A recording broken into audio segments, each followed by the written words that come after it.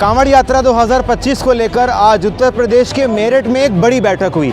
इस बड़ी बैठक में उत्तर प्रदेश के मुख्य सचिव और डीजीपी पहुंचे। 4 राज्यों के आला अधिकारी भी यहां मौजूद रहे और क्या कुछ इस बैठक में बातचीत हुई है और मीडिया से बातचीत करते हुए एक रूपरेखा जो बताई गई है, जो एक मॉडल प्लान कांवड़ यात्रा को लेकर बताया गया है। आइए आपको सुनवाते हैं क्या कुछ कहा है मुख्य सचिव ने और डीजीपी ने। बाबा जैसे लोग निकल रहे हैं गली गली चेक करने, वो नहीं कर सकते। उनके लिए क्या इंतजाम? नहीं, वो नहीं कर सकते। उनके लिए हमें कोई इंतजाम करने की जरूरत नहीं है।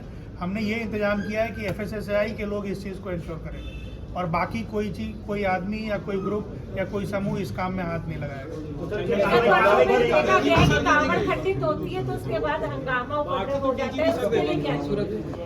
अब कांवड़ जहाँ पर लोग रुकते हैं, ठहरते हैं, वहाँ पे एक व्यवस्था बनाए अच्छी तरह से। अगर कोई खंडित हो ही गया तो एक सब्स्टिट्यूट की भी व्यवस्था एडीजी साहब ने बनाया है कि वहाँ से हरिद्वार से ही जल लाकर और उन्होंने एक अल्टरनेटिव बनाने की कोशिश की है। बट हमारा पहला प्रयास होगा कि इस तरह की चीज़ें हो ही ना।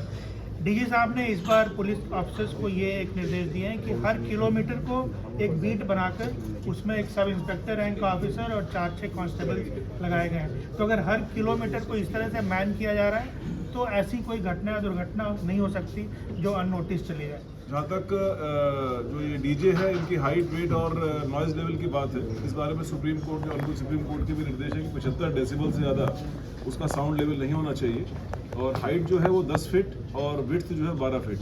ये इसको इंश्योर करना है और इसके लिए जहाँ पर भी असेंबल होते हैं, ये मुजफ्फरनगर से रुड़की तक, रुड़की से मुजफ्फरनगर तक के जो एरिया है वहाँ पर ये असेंबल होने की बात जानकारी में आई है। तो जो भी इसके कंसर्न्ड प्रतिष्ठान है जहाँ पर ये असेंबल किए जाते हैं, ये उनकी व्यक्तिगत जिम्मेदारी भी फिक्स की जा रही है कि अगर कहीं पर इस तरह की कोई गाड़ी होती है तो फर्स्ट पॉइंट पर, जैसे चीफ सेक्रेटरी साहब ने कहा है, तो वहीं पर उसको उसके खिलाफ भी कार्रवाई, जिसने असेंबल किया उसके खिलाफ भी कार्रवाई की। इसके लिए सभी कांवड़ संघों के साथ संवाद हमारे अधिकारी कर रहे हैं। उनको इसकी उपयोगिता के बारे में, इसके महत्व के बारे में और इसके इम्पोर्टेंस के बारे में उनको अवगत किया जा रहा है। लगातार संवाद स्थापित करते हुए इसको एनफोर्स कराया जाएगा, ऐसा सभी अधिकारियों को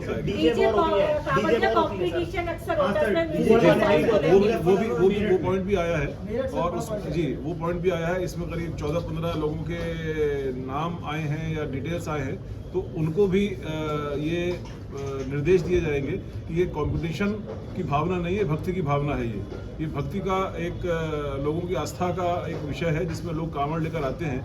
कि कोई आपस में कंपटीशन नहीं जिसकी वजह से लोगों की जान चली जाए या लोगों को असुविधा हो। इसी तरीके से कुछ इस तरह की बात भी आई थी कि जो ये डाक कांवड़ में भी कुछ रेस या उस तरह की बात होती है, तो अगेन सेफ्टी, सिक्योरिटी और आस्था, ये तीनों चीज़ मुद्दे मेन हैं और इसके लिए जो इस प्रकार के आयोजन होते हैं उस पर उनको एडवाइस किया जाएगा। इस पर जो उनके जहाँ से ओरिजिन होता है वहीं पर देखिए, ऐसा है कि कोई भी कांवड़ यात्री चल रहे हैं जहाँ से ओरिजिन हो रहा है, खासकर ग्रुप्स में जो चल रहे हैं, आपने देखो इंडिविजुअल चलते हैं वो बहुत आस्था के साथ अपने जल को लेते हैं, जल को चढ़ाते हैं। कुछ ग्रुप्स ऐसे होते हैं जो इस प्रकार की संकल्पना करते हैं, तो जो उनके इंचार्जेस हैं उनको आइडेंटिफाई करके उनको एडवाइस किया जाएगा। सर, कांवड़ पटरी मार्ग पर आप लोग गए, वहाँ पर क्या व्यवस्थाएं आप लोगों ने देखी और क्या कुछ अभी बाकी है? अभी चीफ साहब ने बताया कि करीब 25 किलोमीटर का पीडब्ल्यूडी का मार्ग, एनएचएआई का मार्ग पर कार्य चल रहा है।